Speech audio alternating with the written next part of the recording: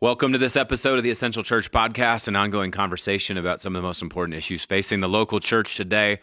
I'm your host, Andrew Arndt, and this week here at New Life Church, we've been hosting the 24/7 Prayer USA National Gathering. We have hundreds of leaders from across the country gathered together to talk about prayer, to seek the face of God together, to be inspired again, to bring prayer into their churches. And one of our guest speakers this week is a guy that we had on the podcast earlier this year, Frederick Christian Bauerschmidt. We know him as Fritz. He's the author of the book, The Love That Is God. And because he was in town, we just thought we cannot waste this opportunity to sit down with him and have a conversation with this man of God. Fritz is 62 years old. Now, he's been a Christian for over 40 years and has been praying for over 40 years. And we thought we just got to talk with him. So Daniel Grothe and I sit down with Fritz and have a wide-ranging interview on all manner of subjects related to prayer. One of my favorite conversations that we've ever had on the podcast, and I'm not just saying that. And so without any further commentary from me, here's to the interview.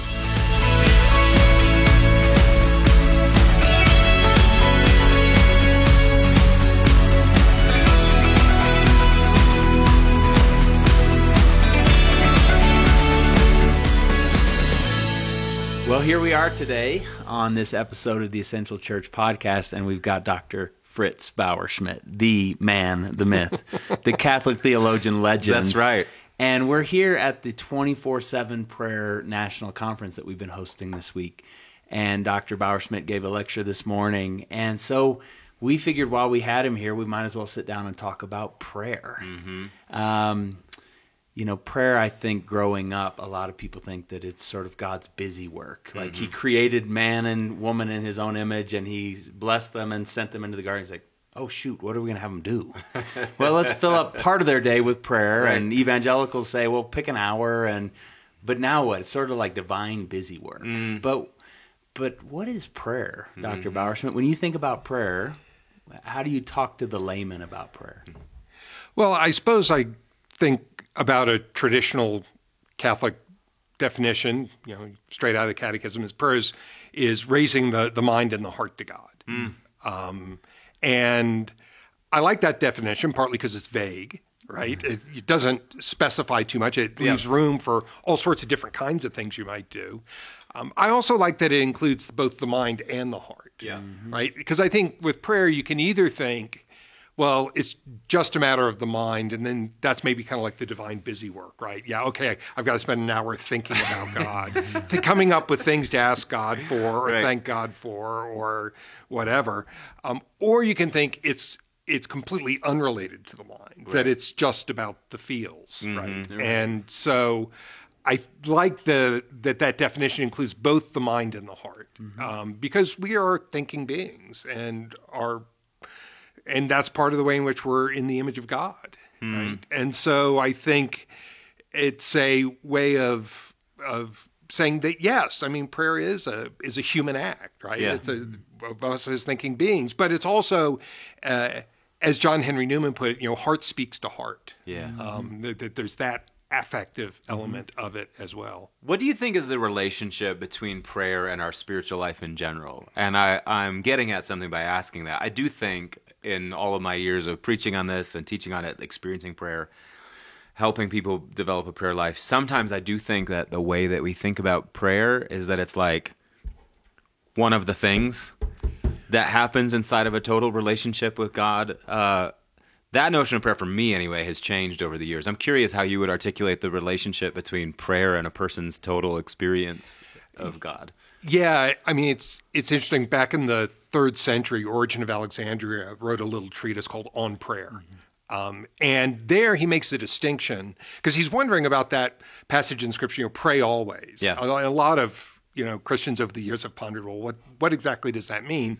And so he makes the distinction between what we ordinarily call prayer, which is what we say maybe saying your prayers, or attending the liturgy or attending an act of worship, and then what he calls the true prayer, which is the entire life of the saint, right? Or the holy person, right?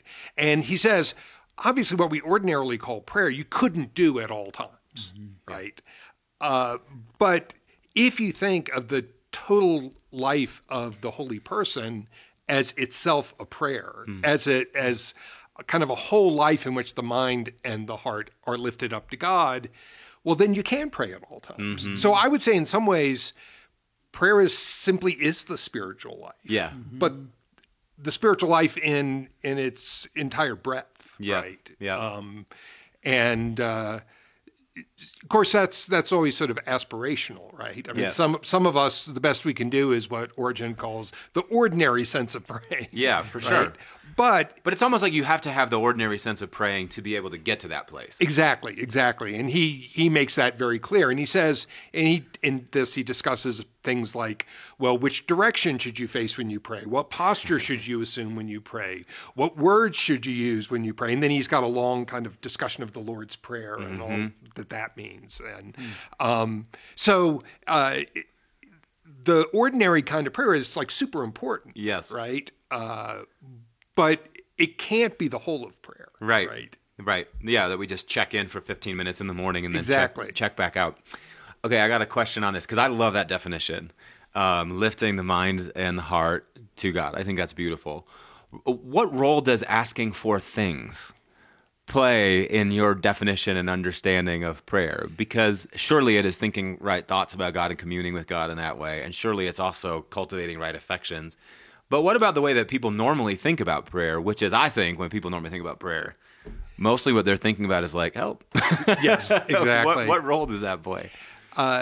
Yeah, my thinking on this, as on many things, has been shaped in large part by Thomas Aquinas, because he's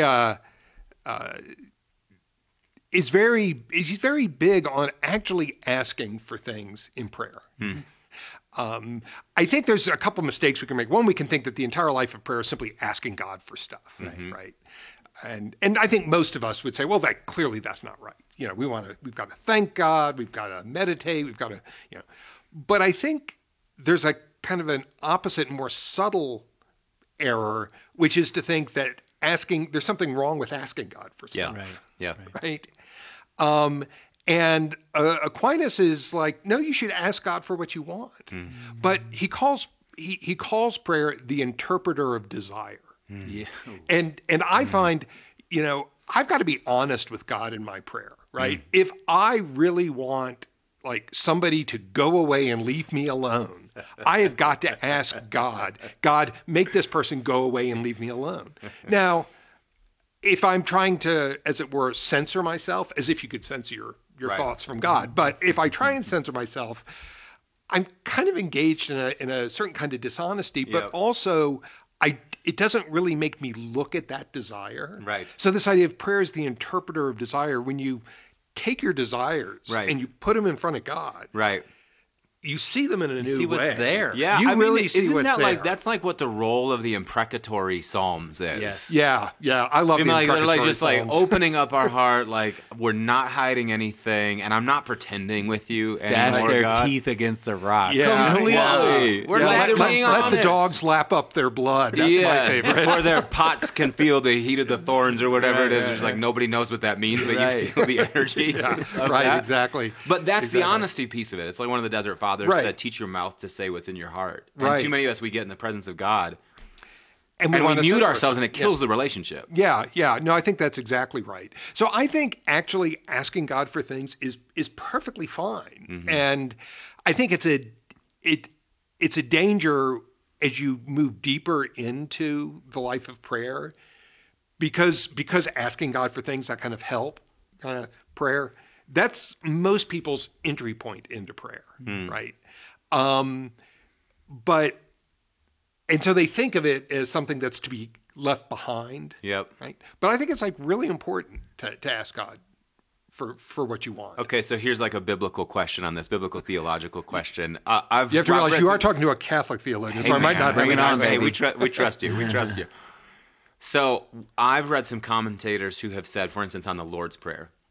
So, Our Father who art in heaven, hallowed be thy name. I mean, this is God first. Thy kingdom come, thy will be done on earth as it is in heaven. Give us this day our daily bread. Now we're asking God for things. Forgive us our trespasses as we forgive those who trespass, and lead us not into temptation.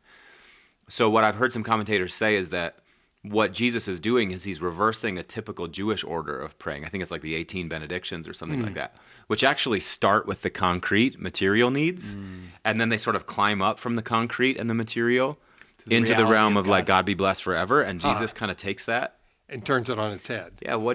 What's your take on that? mean, Why would Jesus do that? What's he up to? Well, I think Jesus is all about God meeting people where they are. Yeah. And I think for the vast majority of humanity, where they are in their relationship with God is help. Yeah. Yeah. Right? Yeah. I need this. Yeah. And we might want to think that people, are going to start somewhere else, like thanking God for the beauty of creation or the blessings in their lives. But that doesn't seem to be where most people start. Yeah.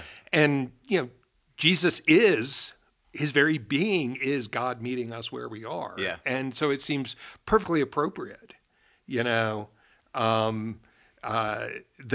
it would I think it kind of culminates in that kind of petition. Yes. Right.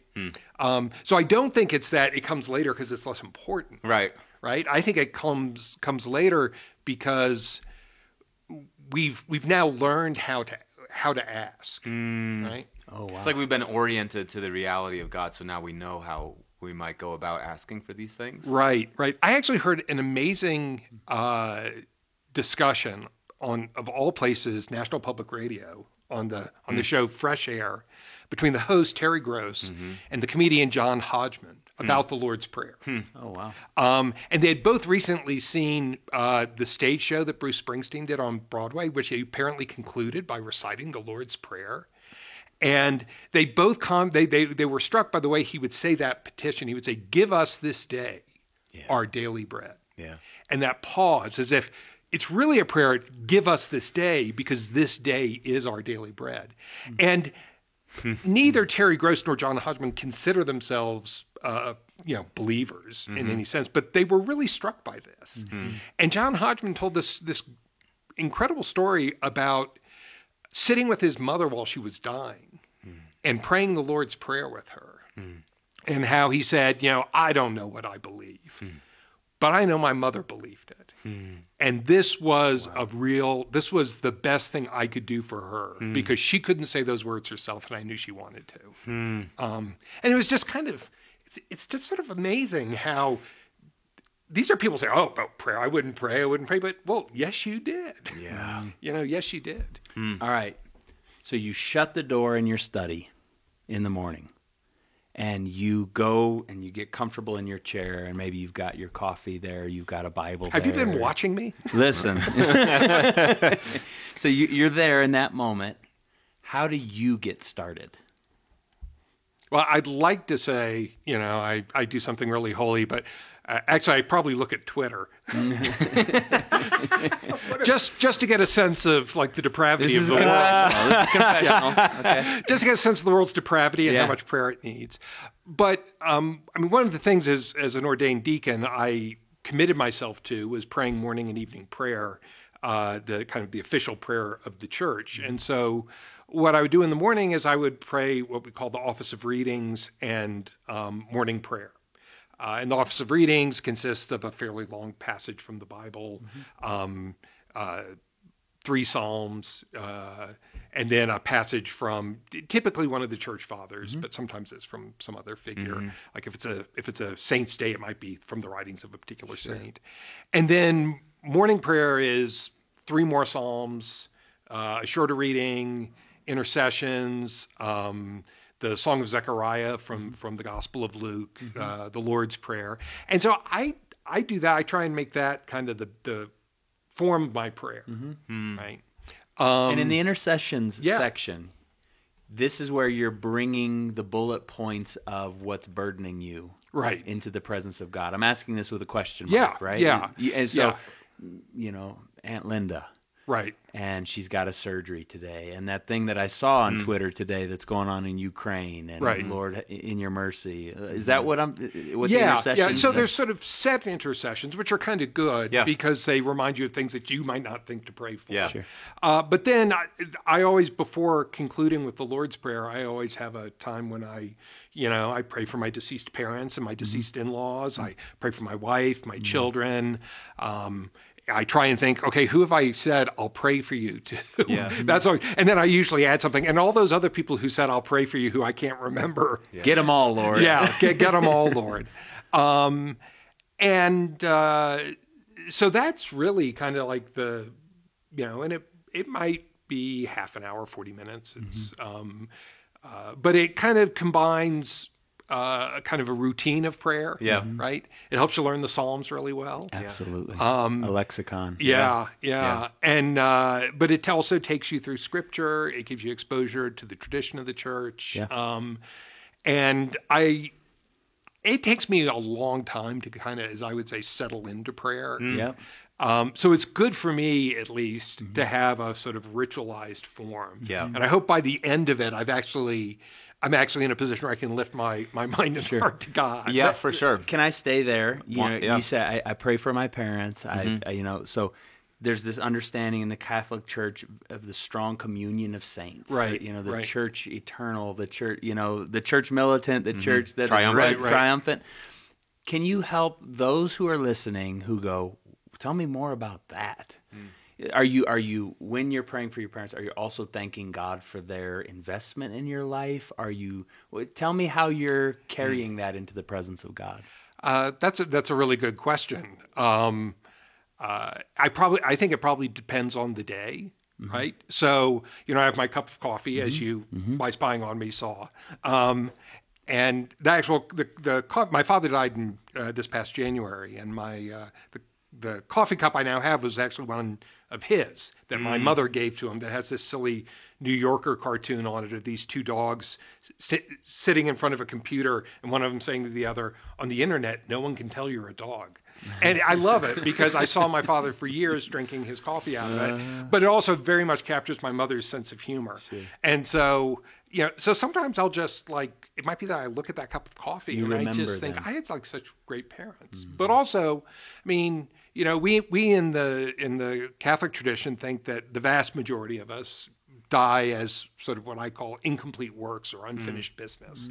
And so I also will pray that they are continuing to grow in God's light until they reach the point where they can truly see God face to face and, with no impediments. That's a good Catholic tradition for praying for the souls in purgatory. Yeah, and sure. I don't pretend to know who is and isn't in purgatory, but, I give everybody the benefit of the doubt, but I don't want to give anybody too much credit. So. There you go. That's not a bad rule for living. Yeah. Can I ask you a question about, so I'm listening to you as a Catholic talking about prayer, and what strikes me is the menu of options kind of that you have in front of you that get you kind of moving into prayer. So you have these paces that you're working through. Right. And then the hope is that at the end, you kind of you feel like you have a moment where you've tipped over into what some of the ancients have called like pure prayer, where you're really in contemplation. Okay, so there's that. Yeah.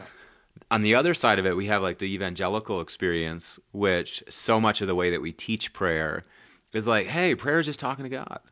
And so we give people their Bible and we throw them into a half-hour time slot and we go, just say whatever comes to mind. And so the challenge that they have is really getting their minds engaged and knowing what to do. So on the evangelical side, there can be a challenge of like, how do I make this meaningful?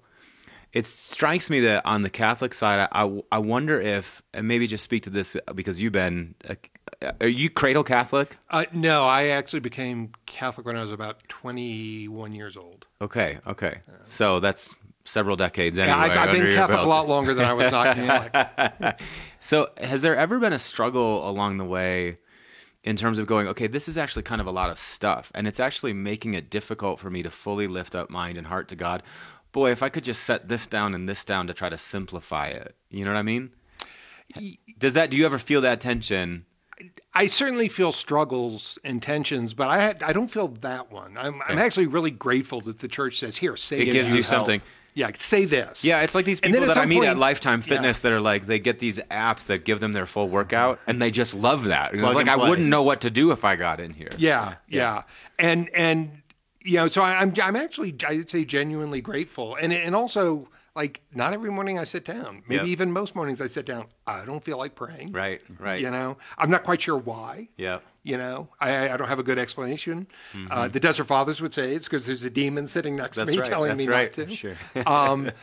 But so I'm kind of grateful that the church says, well, do this. Yeah. Yep. And then some of the time, at least, by the time you get to the end of do this, then you kind of want to do your own thing. Yeah, for sure. You know, that something's touched you. What are the struggles and tensions? You said, I certainly feel them, but not that. What Yeah. do you feel in your own tradition? Well, I mean, sometimes just an unwillingness to pray. It's like, well, this is the last thing I want to do this morning. Yeah. You know, how quickly can I get through this? And, you know, if you really set your mind to it, you can get through it pretty quickly. And that's a temptation when you have a set form. Sure. Right? Rather than, say, Yeah. a set period of time. Yeah. Right? You can have the temptation to just rattle through it. Yep. On the other hand, that can, if that's all you really feel like you can do that day, Take what you can you've get. done something. Yeah. You've done something. I mean, I think, and this I think is true in all traditions, you know, distractions of various sorts. Yeah. So, I mean, one of the things when you're using a set liturgy, and so basically in the Catholic daily prayer, you go through all 150 Psalms over the course of 4 weeks. And so you get to know, and some of them you do every day. Like you always begin with Psalm 95. And so they get kind of ingrained in you, Yeah. right? Yep. And I find I can like get through 3 Psalms and I'll go like, I don't even remember which Psalms I just said. Yeah, yeah. I don't remember what they were about. I was saying the words, I was saying the words, but it just did not penetrate. And there's something I like about the idea of having scripture kind of just almost in your muscle memory. Yeah, I like Yes, that. that's right. But like all good things, there's also Yeah. a shadow side to it, right? Which can be you just rattle it off. Yeah. And of course, I think everybody struggles with distractions. For sure. Yeah, you know. Yep. And that's what usually happens. I'm supposed to be saying a psalm, and I start thinking about my day. And, Yes. You know, but the English Catholic theologian Herbert McCabe, he wrote something that I have found really helpful, which he says there's no such things as distractions in prayer. They're just other things you need to be praying for signposts. rather than Yes. what you think you're supposed to be praying Oh, yes, for sure. Yeah. And I take great consolation in that. And often I'll if I'm like saying a psalm and I suddenly am thinking about like a student I'm having a problem with, Turn it I'll just into a prayer. stop. I'll just stop and say, you know, just Lord bless the student, you know, bless, you know, so-and-so, or help me deal with so-and-so, and then just continue on. Yeah. Right. And in some ways that tends to make that distraction go away. Yes. Yeah. Whereas if you try to will it away, it almost makes it worse. And it's Yeah. like, Yeah. Like this I am going fight to concentrate on every word. this You'll just thing. exhaust yourself. What do you think? Okay, I mean, you're describing this incredibly rich prayer life. I've been praying for all of my adult life. You have too. And for me, it's like my favorite thing about my life is praying. God, the reality of God, and getting lost in God. But I know that so many people just struggle so hard with prayer. What have you learned about that? Why do people struggle to get a meaningful prayer life off the ground? You talked about distraction a little bit, but give us some more reasons that you've seen that it's difficult for people to get traction. Well, I mean, I do think that they can see it like if they're having trouble praying is somehow a sign that they're a bad person, right? Or that God's not there. And I think people can get themselves into kind of psychological traps. Yeah. Where, you know, I know I'm supposed to pray. I'm supposed to enjoy praying. I'm not enjoying praying. I'm not good at it. I'm not good at it. I've set aside this half hour. It's the worst half hour of my day.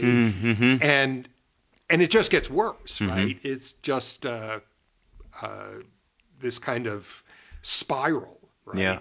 I actually just, in a course I was teaching, we were reading Gregory of Nyssa's catechetical oration. He's got this great description of the fall of Satan. He says, it's like a boulder breaking off from a rock face. And then as it falls, it gathers momentum and it gathers more rocks. And it soon becomes an avalanche. It's this great vision. This Leave kind it to of- Gregory. This avalanche of fallen Yep. angels coming out of heaven. But I also think it just describes the way in which sin, evil, negativity can Yeah. kind of cascade in our lives. For sure. And I think what's often going on when people find prayer really, really frustrating is they're not giving themselves permission to find it difficult. To have it be difficult. Right? And that just adds momentum to the difficulty. Yeah. Okay. It's like an expectations issue. Yes. You know, like somebody out there told you that this is supposed to be just amazing all of the time. And so you got in it for 5 minutes. Right. And you discovered that it was hard and you thought it was broken. But actually, the difficulty is a sign that it's working. The difficulty is the beauty. That is Yeah. the The beauty of it. difficulty is the invitation. Yep. The difficulty is the sign that you should keep going. Mm-hmm. Yeah, once, many, many years ago, I was, probably almost 40 years ago, I did an 8-day silent retreat at a Jesuit retreat house. And the first 6.5 days were just catastrophically bad. Partly the whole Ignatian spirituality of like imagining scenes. I've got a kind of like a pretty active mind, but for some reason that did not help me. It was just, and so then I just tried sort of like, okay, I'm going to, you have a spiritual director that you meet with daily who kind of tries to help you with these struggles. And then I was like, okay, so I'm just going to like, just try and quiet my mind. That's going to be my goal. But after about 6.5 days, I was like so frustrated. It was like, God, I took out 8 days over 1 week of my life to come on this retreat, and you did not bother to show up. Yeah. So, and I remember I thought, to hell with you. And the minute I said that, something Broke. Yep. Something turned, something happened. Okay. And then I felt like God was everywhere I looked. Okay. hell Okay. with Okay. Okay. you. Yeah. No To To kidding. hell with you Yeah. turned the rest of your experience into heaven. So It was really just but I think I needed those 6.5 Totally. days of frustration of getting to the breaking point. to get to that point. But isn't it like, I mean, you know what that reminds me of? It reminds me of how many couples I've talked to over the years where it was like the relationship kept sinking deeper and deeper and deeper. And finally it hit that moment of truth where it was like, it feels like it can't get any worse than this. And all of a sudden now we're being honest with each other. Right. Why aren't you showing up the way that I need you to show up? How come you're not keeping up your end of the bargain? And something about that moment is like it's like a smelling salt or something. Yeah. You break through into Yeah. your relationship with each other because you're actually showing up in the truth. Right. But it can take time. It takes time to get to that point. Mm-hmm. What breaks true prayer? So if saying your prayers is one mode, but the goal is pray without ceasing, live a life of communion. Right. What breaks the life of true prayer? Maybe let's tailor make it to 21st century, first world West. For people like us, in the lives we're living, commuting, driving around, emails, texts, Twitter, Right. what breaks true prayer for us today? Well, I do think it takes time. I mean, yes, you can just shoot a little prayer up, throughout your day, but I think to get to that point where you really feel like God has really become real to you, not just something you think about, not just something that you sort of notionally accept as real. I mean, and that can be important, but where God seems as real to you, God seems more real to you than anything you see in the world around you. That takes time. Yeah. Right. I mean, it takes a lifetime, but I mean, I feel like the at least some of the deepest experiences of real prayer I've had one was 6.5 days into an 8-day retreat. The other is I spent a month at a Trappist monastery, chanting the Psalms with them and helping them grow their mushrooms, which is how they supported themselves. They're completely non-hallucinogenic. Right. But that was like a whole month, and by the end, I felt like I had renewed my sense of the reality of God. So maybe I'll say it this way. I'll turn the question around: what engenders a life of true prayer? And as I think about the people that are praying well, most of them are older. Most of them have been broken a time or two in 60 years. Most of them have had unholy ambition chastened out of them. They don't have that, piss and vinegar in them that they used to. That they've aged and they've learned and they've suffered, but the purity, it's almost like that's the cauldron that purifies and takes out the dross. So as you've got your 62, you're 62. Tell us what prayer is like for you today at 62 versus the 32-year-old Fritz Bauerschmidt who was pushing. Right. Well, I do think I'm. I go a little bit easier on myself. I think a lot of people have a tendency to be kind of hard on myself, but I think I've learned to be a little bit easier on myself. And I've learned that, just because you don't feel like anything is happening in prayer doesn't mean that nothing's happening. Right. Yeah. And sometimes there've been a couple of occasions where I might have, because I was traveling or something happened, I might go like a couple days without praying. Maybe I'm saying, okay, God, sorry, I don't have time to pray or something like that. And then when I find after that period like that, when I do pray, it's like a cool drink of water. Yeah. And it's like, wow, I didn't even realize how much I was missing this. So I think I'm a little bit easier on myself, but I also have come to more of a recognition of how, even if it doesn't feel like something's happening, I'm receiving living water, because I know if I'm not doing it, I become thirsty.